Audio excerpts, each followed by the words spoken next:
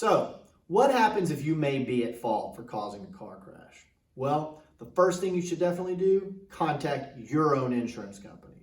They will make sure that you get an attorney who's involved, and they will hire the attorney, pay for the attorney, and that attorney will represent you going forward in case someone asserts a claim against you. However, we at Horst Shewmaker deal with a lot of clients who have been partially blamed for being at fault for a car collision. In that situation, you're not necessarily banned from asserting a claim against the other driver. As long as you are not more at fault than the other driver, you can still recover for at least some of the medical care and injuries that you suffer as a result of the wreck. But if you are 100% at fault, or you know you're more at fault than the other side, you definitely need to report that to your insurance company and make sure that they handle the rest of the claim from that point.